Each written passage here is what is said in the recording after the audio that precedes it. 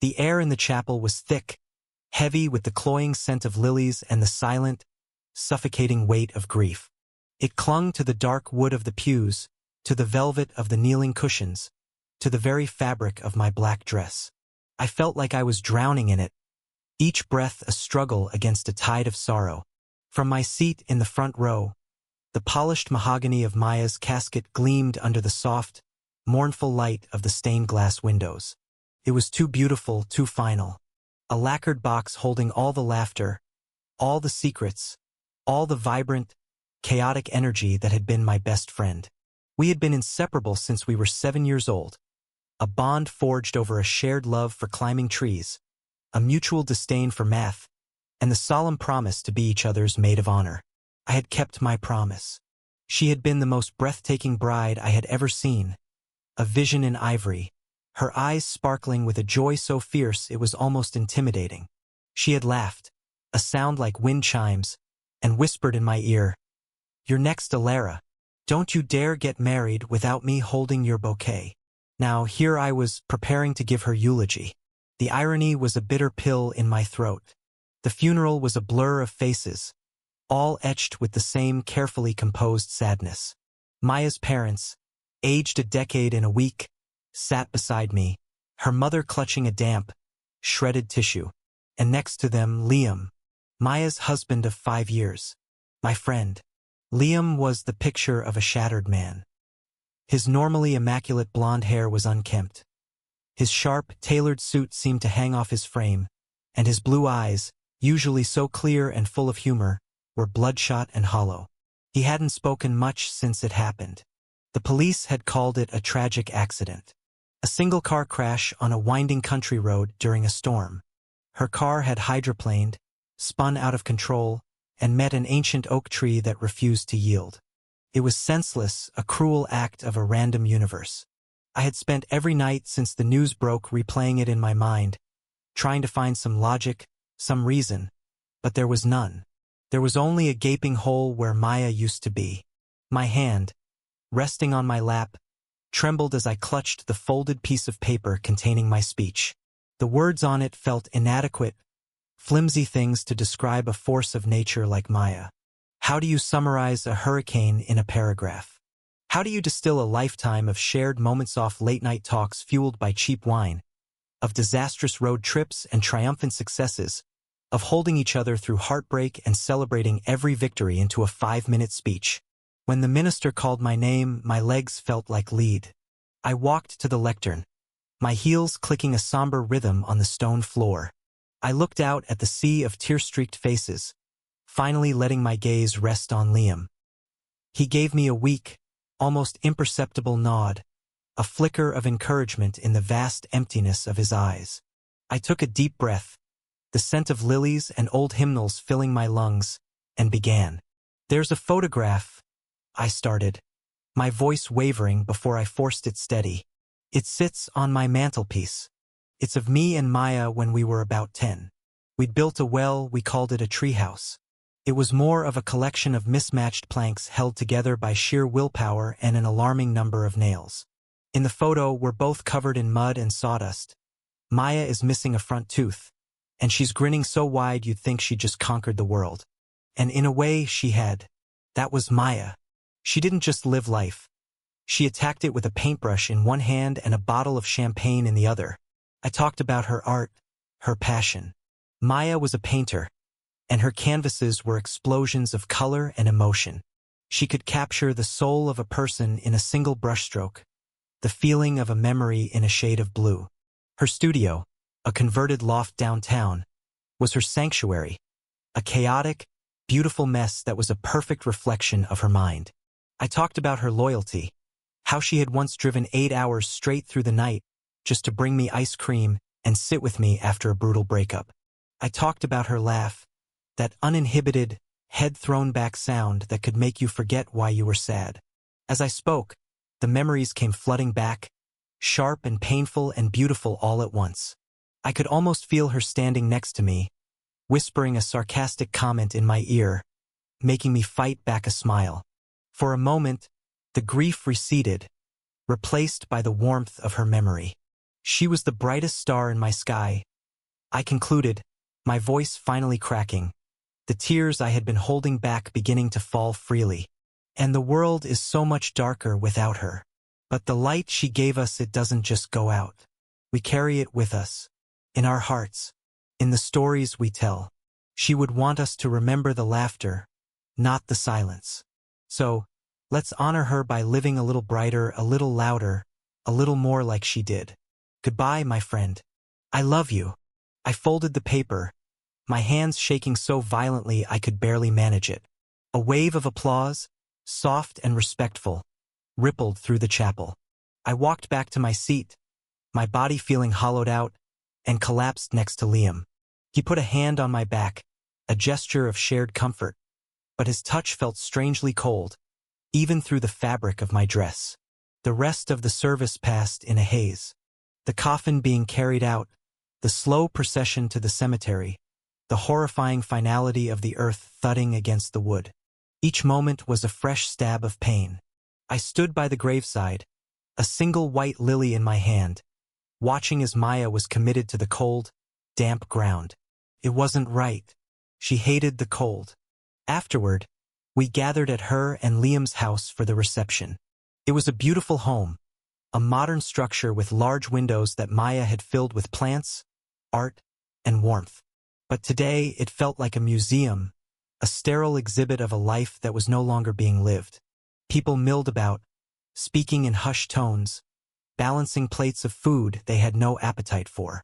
I found a quiet corner in the living room, staring at a massive, abstract painting of Maya's that dominated the wall. It was a swirl of fiery oranges, deep indigos, and brilliant golds. It was her masterpiece, she'd said, her soul on canvas. I felt a presence beside me and turned to see Liam. He was holding 2 glasses of scotch. He handed one to me. "Thank you, Alara," he said, his voice raspy. "Your eulogy, it was perfect. You captured her. I can't believe she's gone. Liam," I whispered, the scotch burning my throat. "It doesn't feel real." "I know," he said, his gaze fixed on the painting. "I keep expecting her to walk through the door, complaining about the traffic, and ask me what I've made for dinner." We stood in silence for a few minutes, united in our shared loss. I had always liked Liam. He was steady where Maya was spontaneous, calm where she was a storm. He grounded her and she made him fly. They seemed perfect. He adored her. That much was obvious to anyone who saw the way he looked at her. As the crowd began to thin, people came up to me, offering their condolences. "A beautiful service. She was a wonderful person. I'm so sorry for your loss." Each phrase was a well-meaning paper cut. I nodded. I thanked them. I said whatever was appropriate, my mind a million miles away. Finally, most of the guests had departed. It was just me, Liam, and Maya's parents, who were being quietly escorted to a waiting car by an uncle.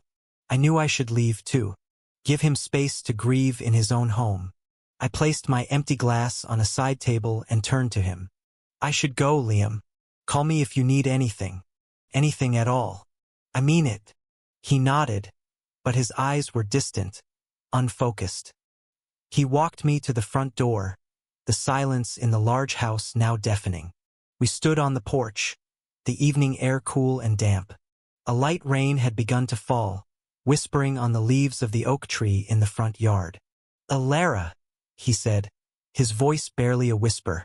He stepped closer, and for a second, I thought he was going to hug me. I braced myself for it, ready to offer what little comfort I could. But he didn't. Instead, he glanced furtively over his shoulder, back into the empty house, as if checking for eavesdroppers. His entire demeanor had shifted. The mask of the grieving widower had slipped, and underneath was something else, something sharp and terrified. He leaned in, his face so close to mine I could see the fine lines of exhaustion around his eyes. His breath was warm against my ear, smelling of scotch and something acrid, like fear. He whispered, 6 words that did not belong in this world of grief and lilies and quiet sorrow. 6 words that shattered the fragile composure I had managed to maintain. It wasn't an accident, Alara, he breathed. My blood ran cold. I froze, every muscle in my body tensing. My mind scrambled to make sense of it. What did he mean? Was he implying foul play? My first thought was a horrifying one. That he was confessing. That in a fit of grief-induced madness, he was telling me he had hurt her. I pulled back, my eyes wide with a new, terrifying emotion that mingled with my grief. It was fear. Pure, primal fear. What are you saying? I stammered, my voice a choked whisper. He looked at me, his blue eyes boring into mine, and they were no longer empty. They were filled with a desperate, frantic urgency. He shook his head slightly, as if to dismiss my unspoken accusation. Not me, he whispered, his voice cracking. Her. She planned it. The world tilted on its axis. The whispering rain, the scent of wet earth, the distant sound of a car driving down the street, it all faded into a roaring in my ears. Planned it? Maya? The woman who attacked life with such ferocity? The woman who had a 5-year plan that involved a trip to Japan and learning how to make pottery. Suicide? No, it was impossible. It was a lie. A cruel, insane lie born of a mind broken by loss. Liam, you're not making any sense, I said, trying to keep my voice steady, trying to be the rational one. You're in shock. You don't know what you're saying. Listen to me, he hissed, his fingers gripping my arm, his touch surprisingly strong. You have to listen. She left something. For you. In her studio. My heart hammered against my ribs. A frantic bird trapped in a cage. Her studio. Our place. The place I couldn't bring myself to go near since she died. What are you talking about? A key, he said, his words coming in a rush. It's in the tall jar of cerulean blue paint. On the shelf above her easel. You know the one. She left it for you. She told me to tell you, if anything happened. The specificity of it. The cerulean blue paint jar. I could picture it perfectly. It was an old, oversized mason jar, caked with layers of dried blue, always half full because it was her favorite color. It was the color of the sky in her happiest paintings. My mind was a maelstrom of confusion and disbelief. This was madness. Liam was having a breakdown. That had to be it. And yet the look in his eyes. It wasn't madness. It was a terrifying, lucid kind of fear. He let go of my arm, but leaned in one last time. His final words a ghost of a sound against my skin. Find it, Alara. Find it before I have to. And with that, he stepped back, the mask of the heartbroken husband sliding back into place, though it was now ill-fitting, cracked at the edges. He gave me a somber, final nod, and closed the door, leaving me alone on the porch in the falling rain. For a long moment I didn't move, couldn't. My body was paralyzed, but my mind was screaming. It wasn't an accident. She planned it. Find the key. The words echoed, ricocheting off the walls of my skull. It was a poison, seeping into the foundations of everything I believed, everything I knew about my best friend. The grief I had been carrying all day was still there, a heavy, physical ache in my chest. But now it was joined by something new, something monstrous. A sliver of ice-cold doubt. A terrifying, unthinkable question. What he told me made my knees buckle. The strength that had carried me through the eulogy, through the burial, through the endless condolences, completely evaporated. My legs gave out from under me, and I collapsed onto the damp steps of the porch, my hands scraping against the rough concrete. A strangled sob escaped my lips, a sound of pure disbelief. It wasn't a cry of sorrow. It was a cry of utter, world-shattering confusion.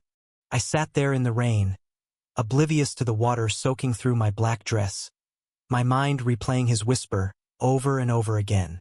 Liam's last sentence hung in the air, dripping with an unspoken threat. Find it before I have to.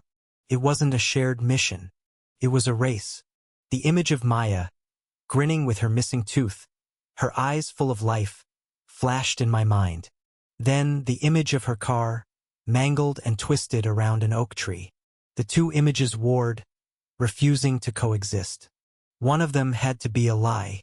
My grief, which had been a vast, deep ocean of sorrow, was now churning, transforming. It was becoming something jagged, something sharp. It was becoming a mystery, and I was standing at the very edge of it, terrified of what I would find if I dared to dive in. After what felt like an eternity, I pushed myself up. My hands were scraped, my dress was ruined, but I barely noticed. My purpose had shifted. My grief would have to wait. There was only one thought in my head, a thought that eclipsed everything else. I had to get to the studio. The drive to Maya's studio was a journey through a nightmare. The city lights smeared across my rain-streaked windshield, turning familiar streets into alien landscapes. Every traffic light seemed to glow with an accusatory red. My hands were slick on the steering wheel, and my heart hammered a frantic, uneven rhythm against my ribs. Liam's words were a relentless chant in my head. It wasn't an accident. She planned it. Find the key. Denial was a powerful sedative, and my mind was desperate for a dose. Liam was grieving. He was irrational, broken by the loss of his wife. He was creating a narrative to cope with the senselessness of it all, a twisted fantasy to give her death meaning where there was none. It was a delusion. It had to be. Maya, my Maya, who had a lust for life that could power a small city, would never choose to end it. She had just booked a non-refundable trip to Lisbon for the fall. She had just adopted a ridiculously fluffy cat she named Warhol. People who are planning to die don't adopt cats.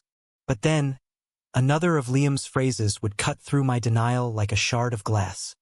Find it before I have to. That wasn't the talk of a grieving man lost in fantasy. That was a warning. It implied stakes. It implied an opposing force. The studio was in a part of town that was still gritty, a collection of old warehouses being slowly colonized by artists and trendy coffee shops. I parked my car, the engine's silence amplifying the sound of the rain drumming on the roof. For a moment, I just sat there, staring up at the third-floor window of her building.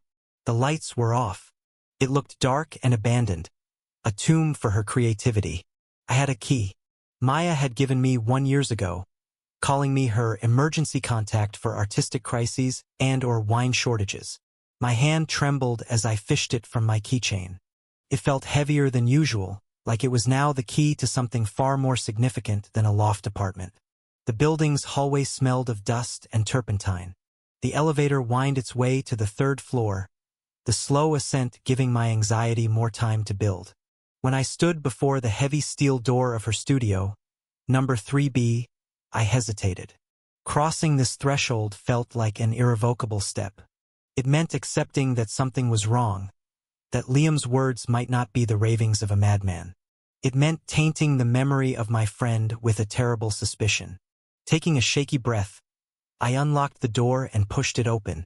The air that hit me was pure Maya, a potent, familiar cocktail of linseed oil, coffee grounds, and the faint, floral scent of the perfume she always wore. It was so her, so alive, that for a heartbreaking second, I expected her to call out from the main room, "Alara? Is that you? I'm having a breakthrough. You have to see this." But the only sound was the drip, drip, drip of a leaky faucet in her small kitchen area. I flicked on the lights. The huge, open space was just as I remembered it, yet utterly changed. It was a scene frozen in time, an artist's life interrupted mid-sentence. A half-eaten bowl of cereal sat on her work table. A canvas on the main easel held the ghost of a new painting, a few charcoal lines sketching out a landscape I didn't recognize. Her paint-splattered boots were kicked off by the door. It was all so mundane, so normal, that it made the reality of her death feel even more violent and wrong. My gaze swept the room, looking for the shelf. There it was, above the easel. A long, sturdy plank of wood crowded with dozens of jars and tubes of paint, a chaotic rainbow of her tools. And there, amongst them, was the tall mason jar of cerulean blue. My feet felt rooted to the floor. Part of me wanted to turn around, to leave this place and its secrets undisturbed, to go home and mourn the friend I thought I knew. But the larger part, the part that loved Maya fiercely, needed to know the truth. If she had been in so much pain that she would do the unthinkable, I had to know. I had to understand why. I walked over to the easel, my steps unnaturally loud in the quiet studio. My hand was shaking as I reached up and carefully took the jar from the shelf. It was heavy, the glass cold. The paint inside was thick, and I couldn't see anything through the blue-caked sides. I carried it over to the large sink in the corner, my heart pounding in my ears. I turned on the tap and began to pour the thick, viscous paint down the drain. It was like pouring out a piece of the sky. Blue swirled with water, a mesmerizing, tragic vortex. My hands were covered in it.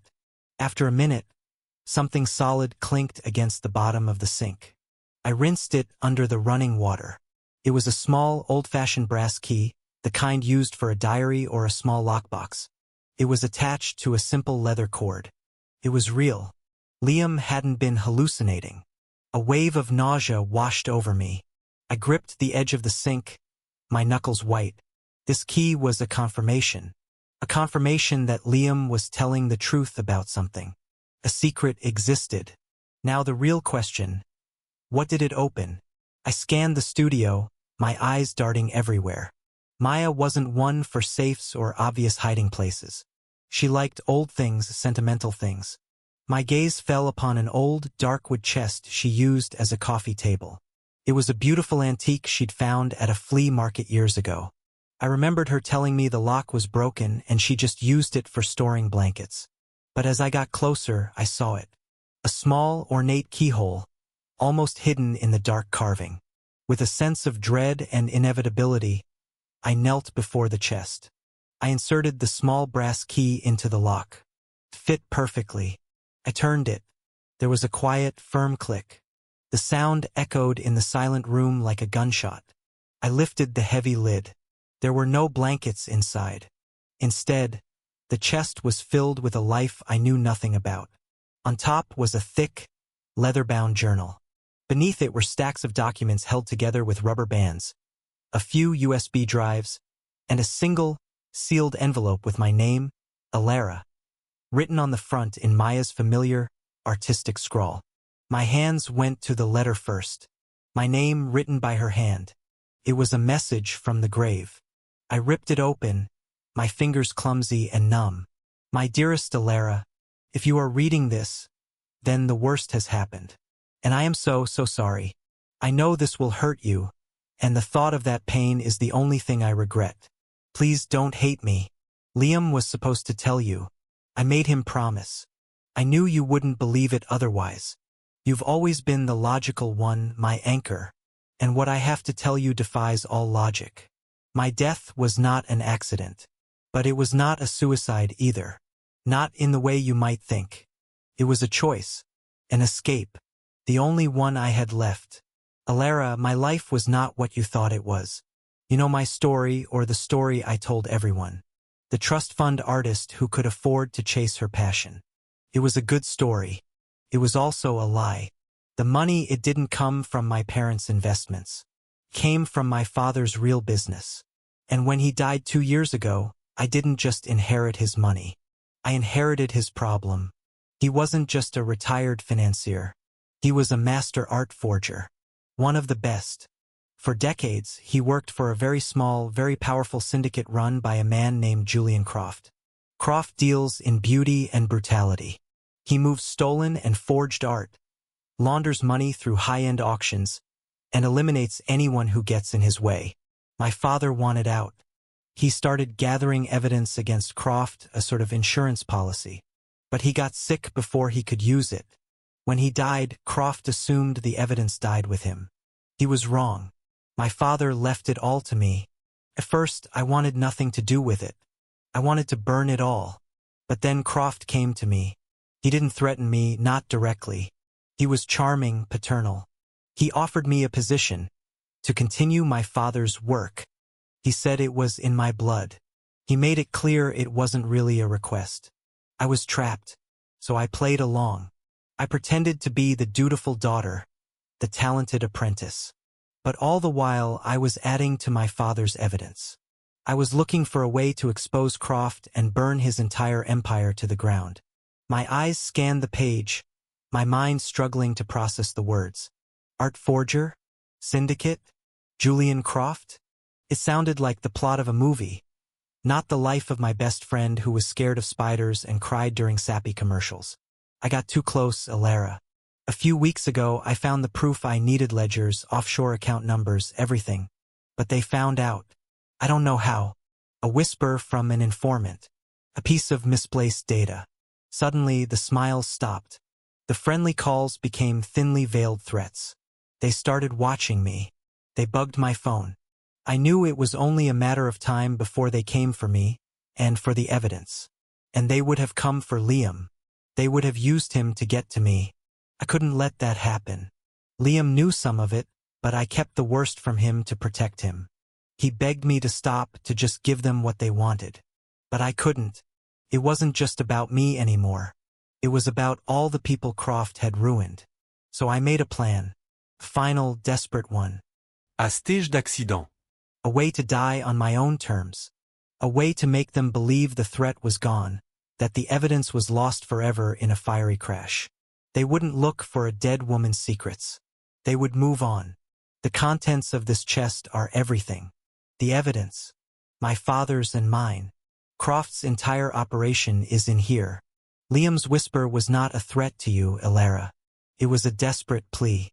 Find it before I have to. Meant he knew they would pressure him to find and destroy anything I might have left behind. He was warning you. He was buying you time. I know this is an impossible burden to place on you.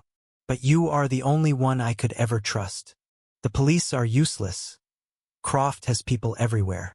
You are smart and you are careful. And you are invisible to them. They don't know you exist beyond being the best friend. I don't know what you should do with this. Take it to a journalist you can trust, an international agency, or destroy it and live your life. I will not blame you if you choose to walk away. My only wish is for you to be safe and happy. Please don't remember me for this lie. Remember me in the treehouse. Remember me on our trip to Italy. Remember the laughter. That was the real me. This was just a cage I couldn't escape. I love you always, Maya. I let the letter fall from my hands. It fluttered to the floor. I was no longer crying.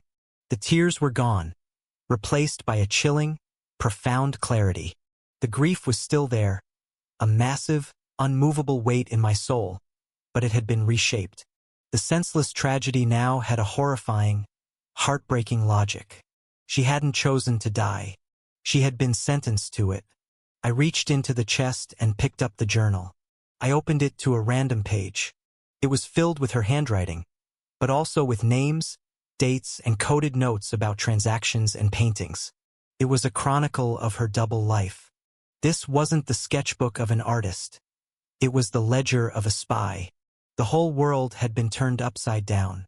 My vibrant, carefree friend was a secret warrior. Liam wasn't a potential villain, but a terrified man caught in an impossible situation. And her death, it was an act of sacrifice. A final, brilliant, tragic masterpiece. I sat there on the floor of her silent studio, surrounded by the truth. The smell of paint and coffee was no longer comforting. It was the scent of her battlefield. The unfinished painting on the easel was not a work in progress. It was a life cut short. Everything I had believed was destroyed. My grief for the friend I lost in a random accident was gone, replaced by a new, more complex grief for the hero I never knew. The sadness was deeper now, but it was mixed with a burning, furious anger at the man who had done this to her. Julian Croft. I looked at the contents of the chest. This was her legacy, her life's secret work, her last wish. I could walk away as she'd offered. I could take the evidence, burn it, and go back to my quiet, safe life as an archivist. I could pretend this night never happened. Or I could pick up the weapon she had left me. My phone buzzed in my pocket, the sound so loud it made me jump. I pulled it out. An unknown number. My thumb hovered over the screen. A cold premonition washed over me. This wasn't a wrong number. With a hand that was now perfectly steady, I answered the call. "Hello," I said, my voice quiet but firm. There was a pause, And then a man's voice, smooth and cold as polished marble, spoke. Miss Evans. Alara. I trust you found your inheritance. Maya was always so dramatic. Now, the question is, what do you plan to do with it? I didn't have to ask who it was. I knew. It was Croft. They had followed me. Or they had been watching Liam and he had led them to me. My invisibility was already gone. I looked from the phone to the open chest, the arsenal of secrets Maya had bequeathed to me. Her last words from the letter echoed in my mind. Remember the laughter. That was the real me. Grief was a ghost, a haunting of the past. But this was a monster, real and present and on the other end of the line. And Maya, my brave, terrified, brilliant friend, had just handed me the leash. My old life was over, destroyed in a whisper and a letter. A new one, a dangerous and uncertain one, was just beginning. That depends, I said into the phone, my voice infused with a cold fury I didn't know I possessed. Are you ready to find out?